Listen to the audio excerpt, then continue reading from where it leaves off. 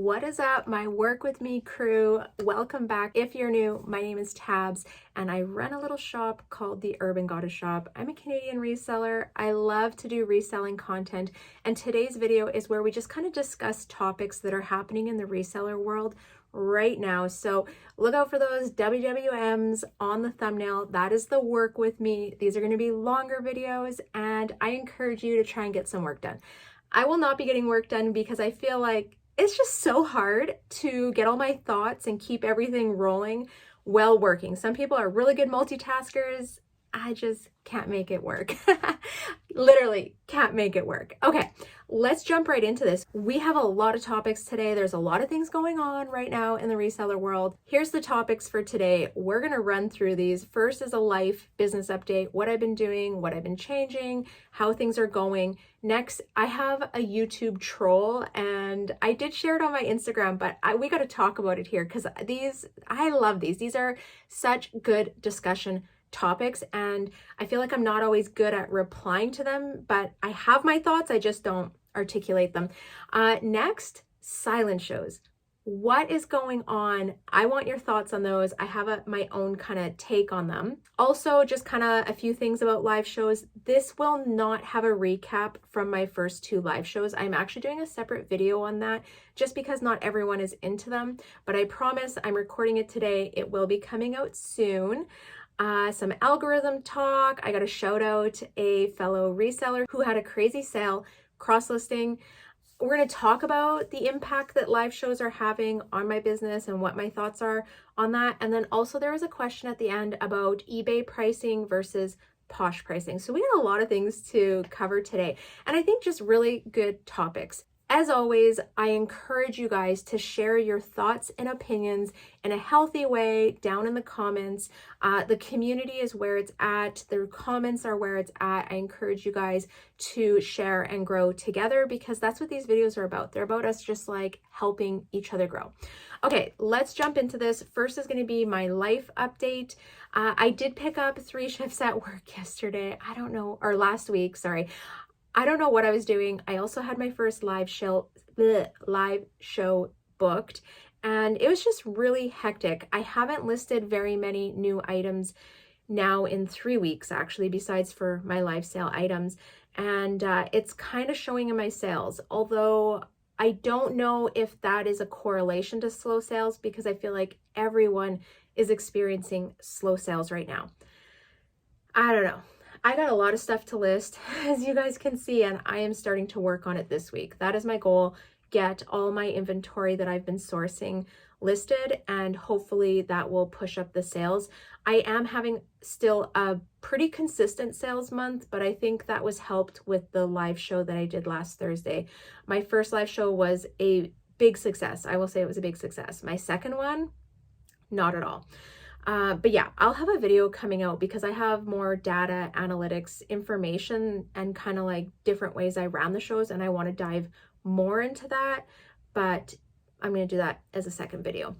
Okay, so that's kind of what's been going on in my life. We're also really busy on weekends. So we started renovating an ambulance. I've talked about it before, and it's going to be for like adventures after. So basically we bought an ambulance and we're converting it into like a van life.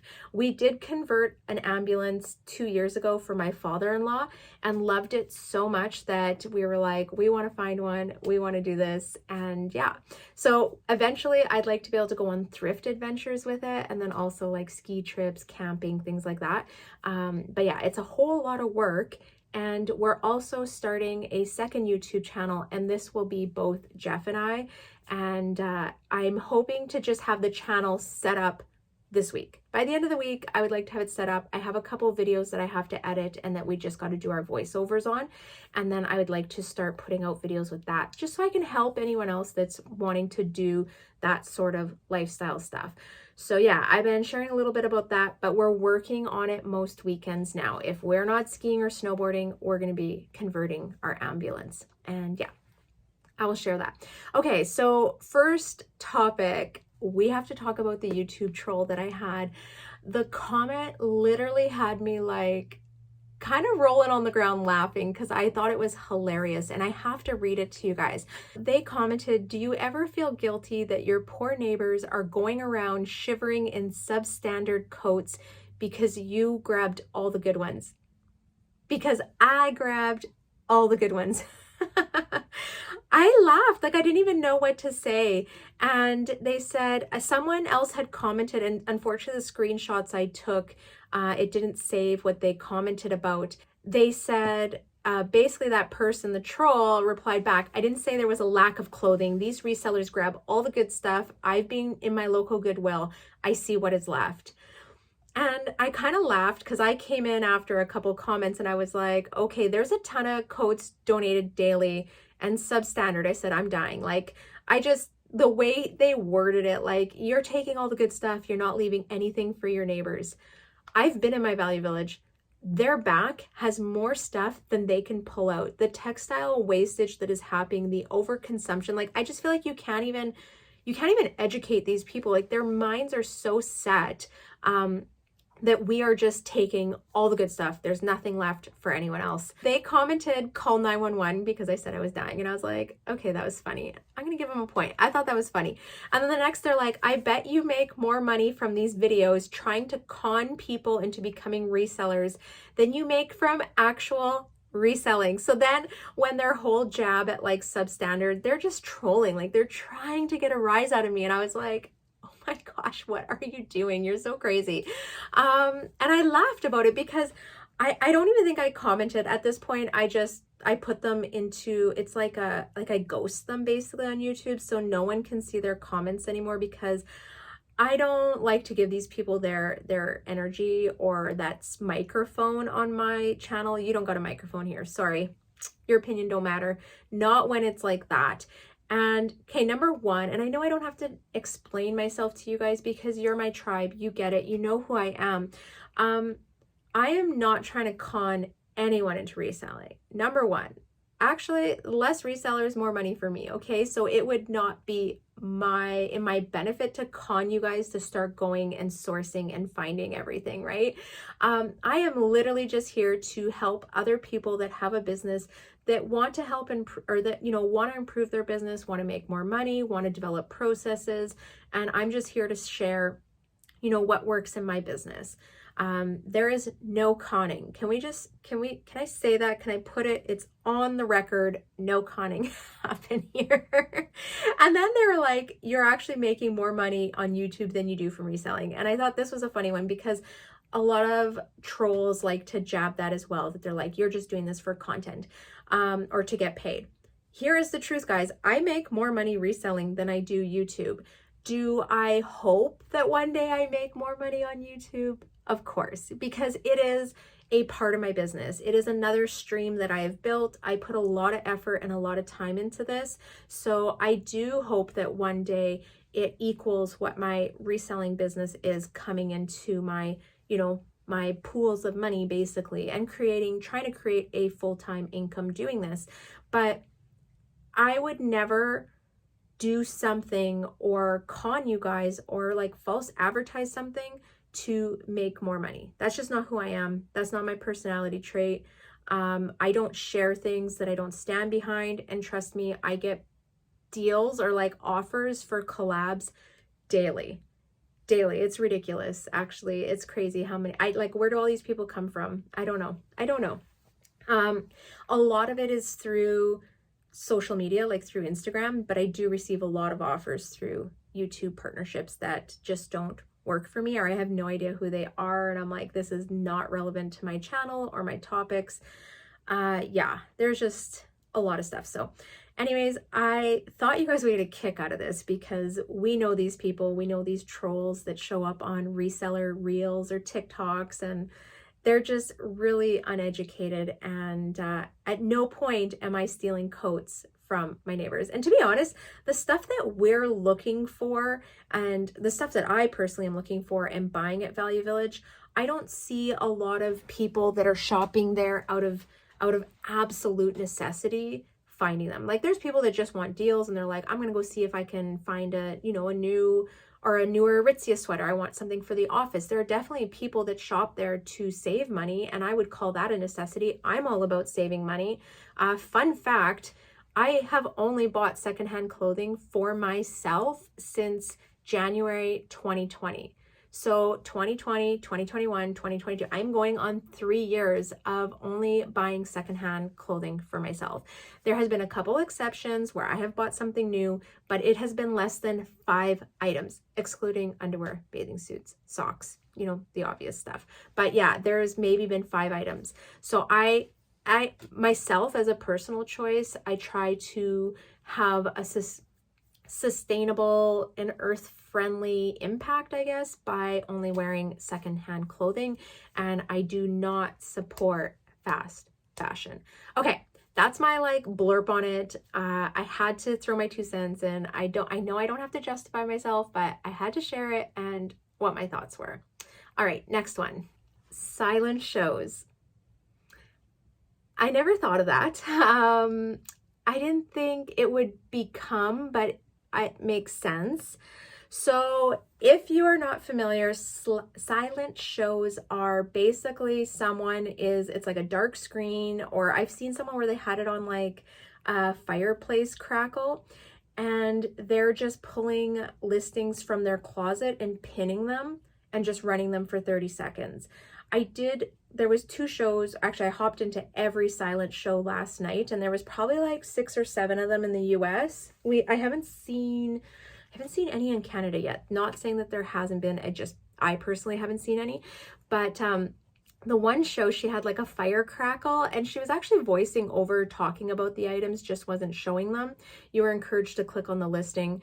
When I looked through when I looked through the listings on all the silent shows last night, no one had sold anything. Now, I don't know where I was popping in on their shows, how long they had been going on, but from what I saw, it wasn't really correlating to sales. And I think the premise behind it is that if you weren't comfortable being on camera, if you didn't want to have to entertain people for half hour, hour and a half, however long your shows are, you could do these silent shows, and it's more just pinning items, giving people an opportunity to bid on items that are already in your closet.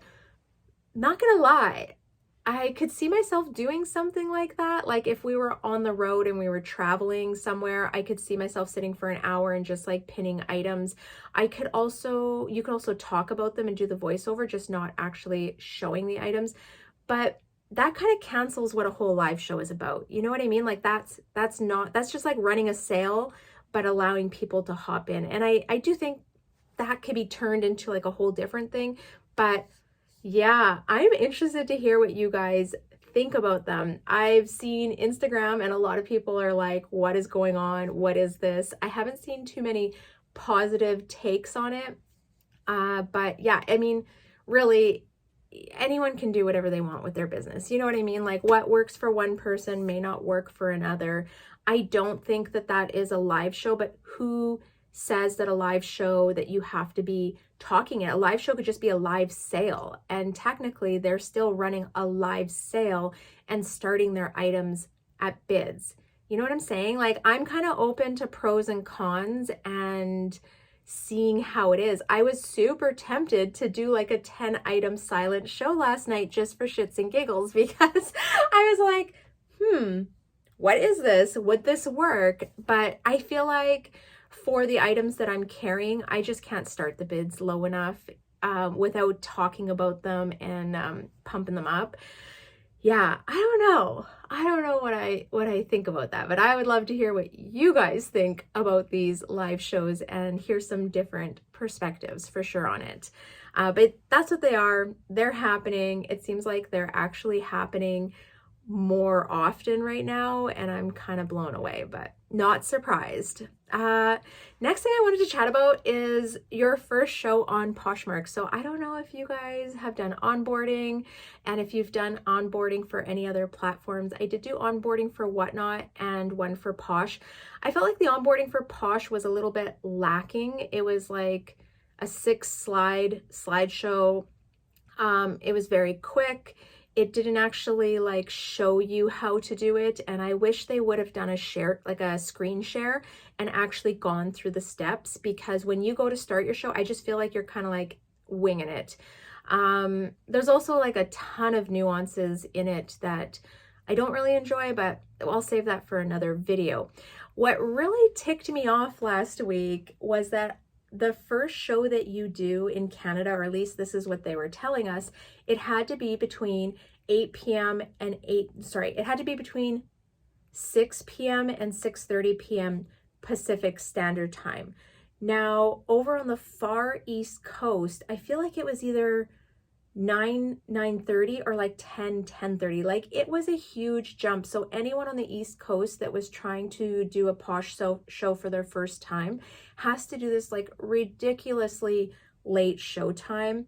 And I was upset because when I booked it, I thought it was in my time zone, and I got an email and they're like, you have to change the time. It was booked in Pacific Standard Time. And I'm like, yeah, but I want to do my show at 6:30. I don't want to do my show at 8:30. And they were like, unfortunately, your first shows have to be booked. So I don't know. I'm not a huge fan of that. I was kind of annoyed.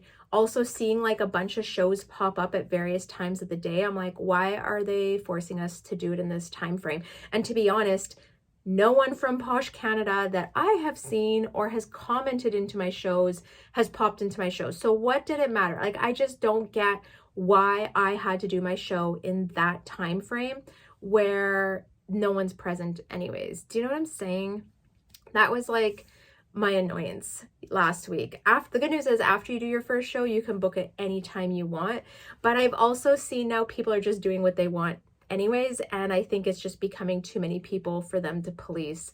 So yeah, I don't know. Are you guys in the States? Are you being forced to do your first show in a time slot? And then what's your take on it? I want to hear from the East Coasters. What are you guys thinking of the times that they're booking them?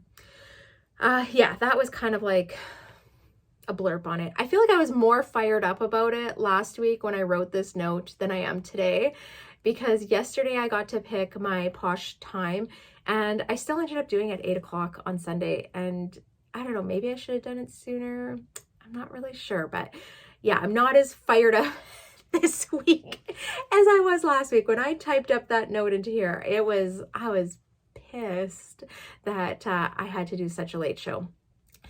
Okay, next one. This is going to be a little bit of a longer one. The algorithm, it is still messed up. It is still. I am getting so many comments and DMs from people.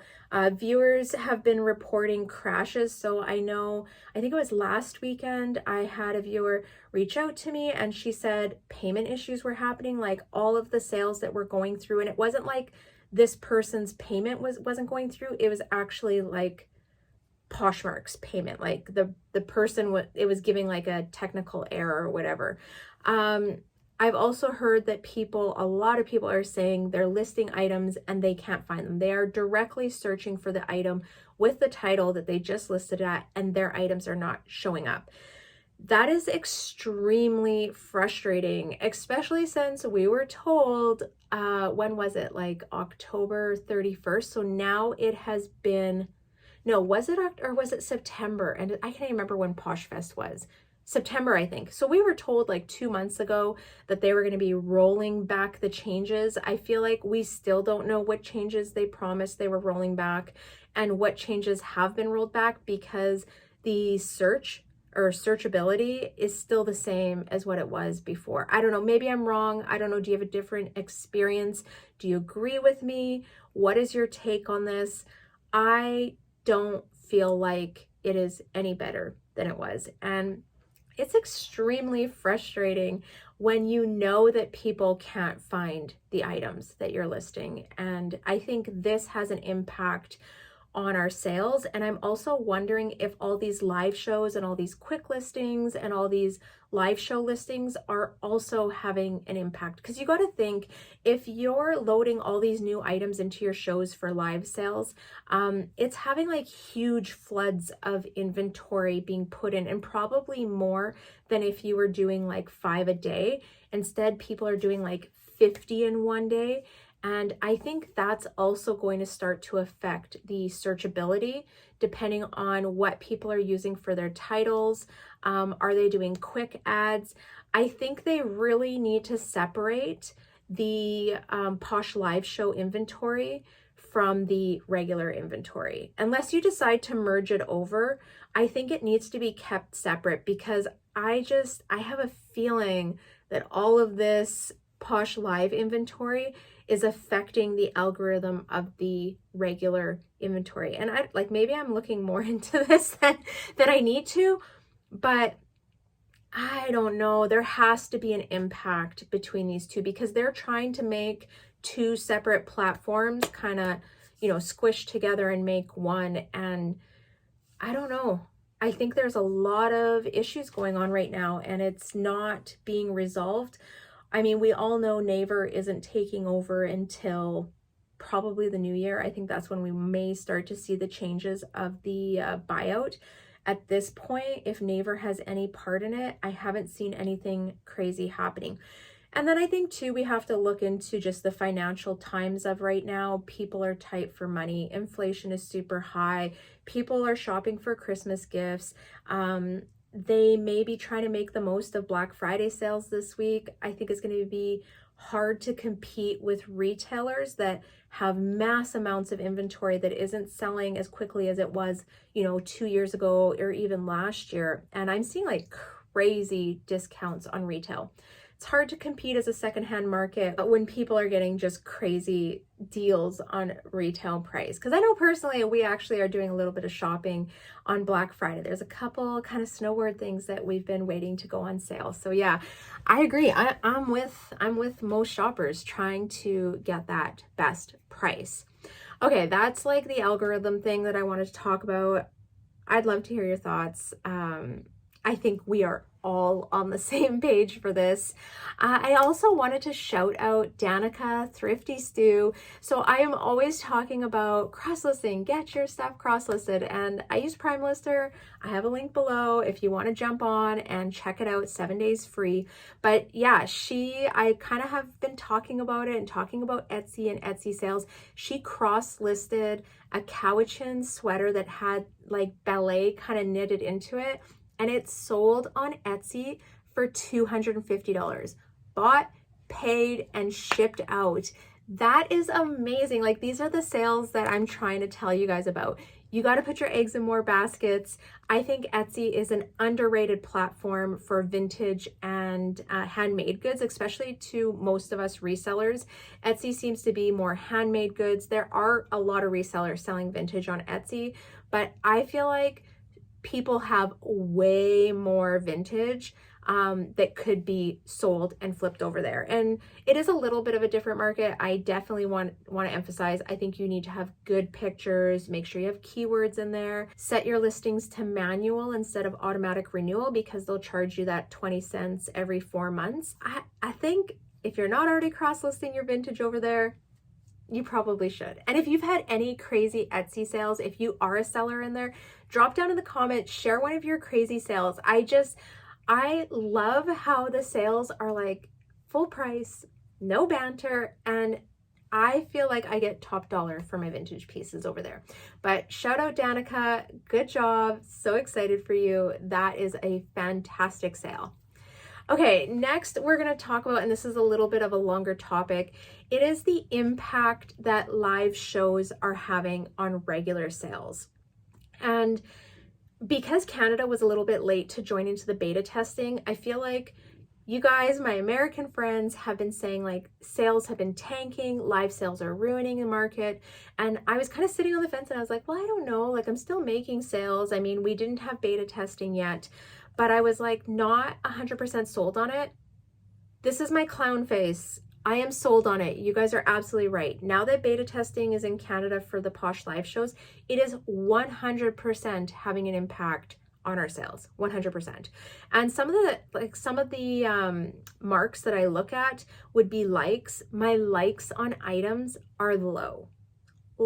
Even items that I'm like normally would list and I'm getting that movement on, at least people looking at the app and shopping, very low. Number of purchases, like a fraction of what they normally are, a fraction. And I can literally show a graph from Tuesday when we started Posh live beta testing to now, and except for my live show, sales have been like nothing. If I wouldn't have done that live show and had the success that I did on that first show, I don't know where my sales would have been this week.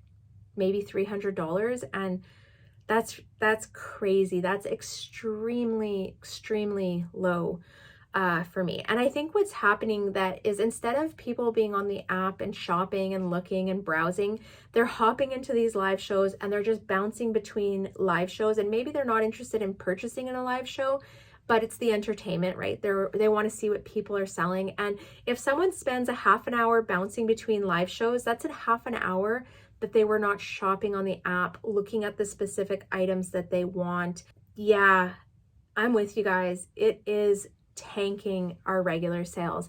Activity is so low on the app right now. It's scary. And I mean, there's like a part of me that's like, is it live shows? Is it the economy? Is it where we're at?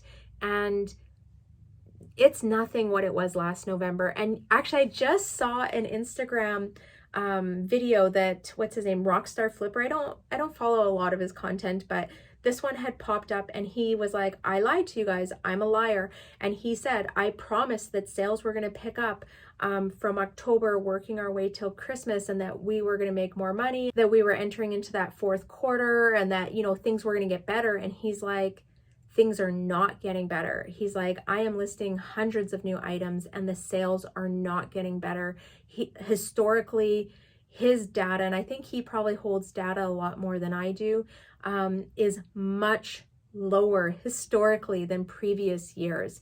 And he said it's not even just Poshmark or like the Posh Lives, but he was saying on eBay as well. And I think he sells in various categories, not just clothing category. But that's something to be said when someone else, and I would say he's a pretty large reseller, is saying something's off, right? Something's off. It's not just me. It's not you. It's not your inventory. It's not anyone's specific business model. I think that we are in just tough times right now. And I don't really know what the answer is on that. I don't. I think Posh Lives are definitely making the situation worse. And I'm scared when they open from beta testing, because I know down in the States they like onboarded 1,800 people, I think is what I heard. And I've popped into the live show tab, like switched my closet to US and then gone to the live shows and just scrolled. And it's crazy the amount of live sales that are happening at once. And I think, I don't know, I wonder what actual buyers think. Like, I don't know. I'm wondering, like, if I was just a buyer coming to the app, not with reseller experience, but just looking for things, what do they think of everything going on in the app right now? All the notifications they're receiving. So I went in and turned off Posh Show notifications, and they're still popping up in my newsfeed. So even though they're not notifying me, it's still garbaging up my newsfeed. And if I was a buyer and there were certain items that I liked or that I wanted to get people's offers, getting 1,000 notifications or like in my newsfeed, all the live shows, that would be annoying. Like, that would drive me crazy. And I think it's going to start to push people off. So I think they got to categorize live shows as just like a separate part of the app, or like separate drop-down tabs, because I don't know, I think it's going to start pushing just the regular shoppers. The shoppers that Poshmark has on the app are not live sale shoppers. They come to the app looking for a specific item. They're getting a deal. They're saving off of retail price. And that's the premise that they have built this app on. But to include this, I don't know. I don't know how it all fits together, but I don't think that it is, I don't think it's working. I don't know. What are your guys' thoughts on this? What do you think? I guarantee 100% of you guys, maybe 98%. There's always that 2% that disagree, but I feel like majority of you guys are going to agree with what I'm saying, that it's definitely having an impact. I'd love to know what benchmarks you're noticing in your closet. Are you noticing less likes, less shares? Like, what different areas besides sales are you noticing a difference in since the live shows? And yeah, because I just think it's making the whole situation worse. Okay, and then the last thing I wanted to chat about is eBay pricing compared to Posh pricing. And this is a question that has showed up quite a few times, and I know there's lots of people that are on the fence about cross-listing to eBay and they want a how-to eBay video. I am going to do a basic how-to eBay video. I am prefacing with I am not an expert on eBay. And I think what holds me back from doing a video on it is that I would never want to give you guys false information. And because it's not my main platform, I don't actually know all the rules and everything going on it. I just kind of have like a general idea. I can show you guys how to create a listing, and I think it's so much more simple than you think it's going to be, and that I can't take away fear, but the more you do it, the easier it gets, because everything's difficult. Like even doing live shows, those are very difficult to do, but the more you do them, the better you get, the more comfortable you get. Now, as for pricing, if that is a holdback for you, I do price differently. So Poshmark, a lot of times I am basing off of retail value, how current is the item, and then what are other items selling for, and then I usually price up from that. For eBay, because I feel like it's a little bit of a different market, and I could be wrong. So if you have anything else to add to eBay versus Poshmark pricing and you sell on eBay like equally to Poshmark, please share your information with us, because I don't feel like I'm the most knowledgeable person to share this stuff. But basically what I do when I'm cross-listing is I also have my phone open and I look up the item. So I'll look up the brand, the style, the color, the size. Sometimes not the color, I'll just do the size, and I will filter by sold. So you drop down the filter, you're gonna have to scroll quite a ways down, and then you can check off sold. This is gonna show you what those items are selling for. And like Poshmark, I think there's a few nuances that aren't always there. Like if they accepted an offer, I feel like it doesn't always tell you the offer that they accepted, but it does give you a general idea. I try to price middle. This way it seems reasonable, I feel like, but I do find a lot of items that I sell on eBay, unless it's like a very unique vintage or leather, like there's certain items I feel like I get more money on eBay over Poshmark. A lot of the items that I sell, I feel like I'm actually getting a little bit less on eBay than I would on Poshmark, and that's just my personal experience. It doesn't mean that it's true, but I also have to be able to price so that I can send offers, because on eBay I think you're either going to be priced the lowest, which people will straight up buy because that's the best deal, or you're going to be priced not the lowest, and you have to be willing to send out offers to watchers, I think is what it's called. My general rule of thumb is being able to offer like at minimum a 15% discount. Sometimes it's just like 10 bucks off, and it works like maybe 10% of the time. So I actually don't feel like I have an answer to that. This is just what I've been doing in my business, and I don't equally sell on eBay as I do Poshmark, so I don't have a lot of data to look at.